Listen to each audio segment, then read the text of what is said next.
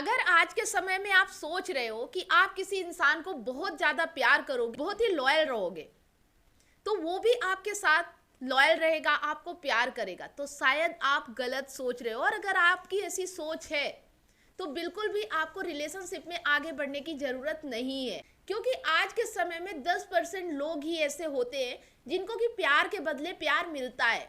90% लोग ऐसे होते हैं जिनको प्यार के बदले प्यार नहीं मिलता है। अब आप सोच रहे होंगे कि क्या वो 90% लोग जो कि हैं उन्हें क्या प्यार के बदले प्यार नहीं मिल सकता? तो जी हाँ, बिल्कुल मिल सकता है।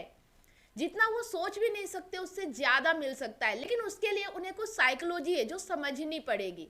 अब आप सोच रहे होंगे कि मैं साइकोलॉजी अगर समझ गया तो मैं प्यार के बदले प्यार पा सकता हूँ, तो शायद ऐसा नहीं है। यहाँ कुछ और चीज़ें हैं जो आपको समझने की ज़रूरत है।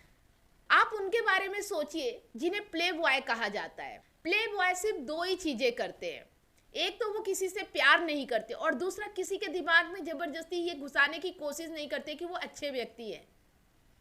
लेकिन वो करते क्या है, वो लड़कियों को मैनिपुलेट करते हैं।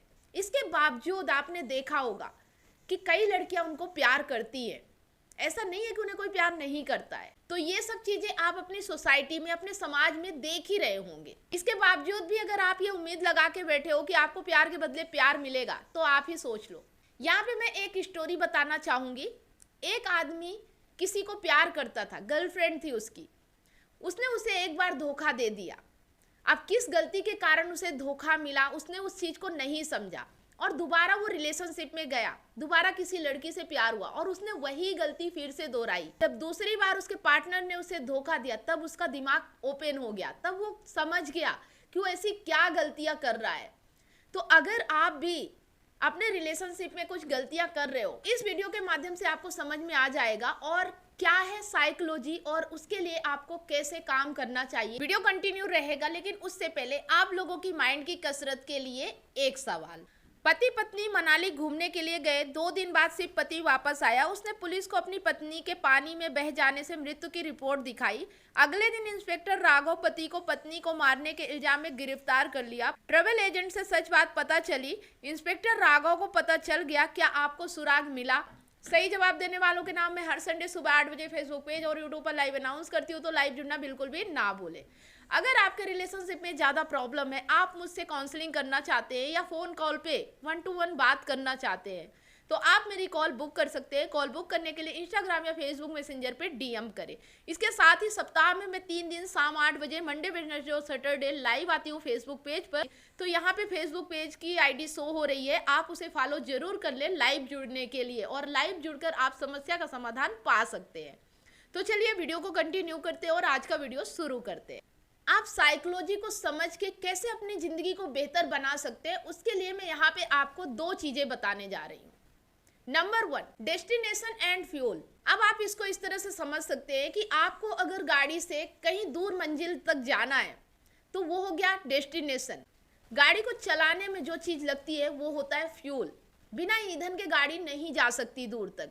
लेकिन आप सोचिए कि आपको 2-3 दिन में, 4 दिन में उस जगह तक पहुंचना है, लेकिन आप एक ही दिन में सारा फ्यूल इधर उधर घुमा फिरा के गाड़ी को बिना जाने समझे कहीं भी आप घुमा रहे हो, गाड़ी को स्पीड में चला रहे हो, लेकिन आपको सही रास्ता नहीं पता है, तो आपका फ्यूल जो होता है ना, ईंधन, वो ऐसे ही खर्च हो जाएगा और आपको जिस डेस्टिनेशन तक पहुंचना है आप वहां तक नहीं पहुंच पाएंगे।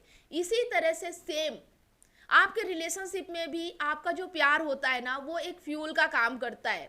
तो अगर आप उसे बिना सोचे समझे बहुत ज़्यादा अति कर देंगे और बिना ज़रूरत के ही उसके लिए ज़्यादा भावुक हो जाएंगे, ज़्यादा प्यार दिखा देंगे, तो एक समय ऐसा आएगा कि सामने वाला व्यक्ति जो है वो आपसे इरिटेट होने लगेगा, आपसे परेशान हो जाएगा, और जो ये आपका ईंधन है ना, जो ये फ्यूल है, वो बेमतलब ही खर्च हो जाएगा और आप प्यार की जो डेस्टिनेशन तक, जो मंजिल तक पहुंचना चाहिए ना, आप नहीं पहुंच पाओगे।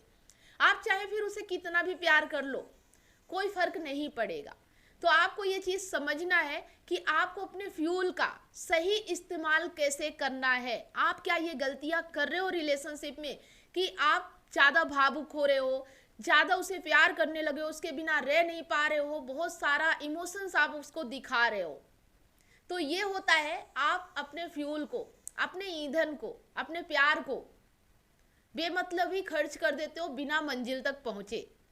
तो ऐसा आपको नहीं करना चाहिए। आगे हम इस बारे में बात करेंगे कि क्या करना चाहिए। जो दूसरी चीज है, क्लोज द डोर। आप दरवाजा बंद नहीं करते हो। इसको हम ऐसे समझते हैं, आपसे कोई प्यार करता है, कुछ दिनों तक आपसे प्यार करता है, लेकिन आप जब उसके लिए इमोशनल हो जाते हो, जब आप उसके प्यार में पड़ जाते हो, तो आपका दरवाजा तो लॉक हो जाता है, लेकिन उसका दरवाजा ओपन रह जाता है और वो आपसे दूर चला जाता है। इसको थोड़ी और अच्छे तरीके से समझते हैं। दो बच्चों का स्कूल में एग्जाम होने वाला है। एक बच्चा बहुत मेहनत करके पढ़ाई करता है और दूसरा बच्चा थोड़ी बहुत पढ़ाई कर लेता है, उसको कोई फर्क नहीं पड़ता कि एग्जाम में क्या रिजल्ट आएगा, क्योंकि उसने मेहनत भी उस तरह से नहीं की है। जब दोनों का एग्जाम होता है, उस वक्त वो बच्चा ज़्यादा डरा हुआ रहता है जिसने ज़्यादा मेहनत की है, क्योंकि उसने उम्मीदें लगा रखी हैं कि मैं पास होऊंगा, अगर नहीं हुआ तो क्या होगा। ऐसे में बहुत सारे लोग आत्महत्या भी कर लेते हैं, इस डिप्रेशन में चले जाते हैं। लेकिन उस बच्चे को कोई फर्क नहीं पड़ेगा रिजल्ट आने के बाद, जिसने उतनी ज़्यादा मेहनत ही नहीं की है, जिसने उतने ज़्यादा एफर्ट ही नहीं डाले हैं।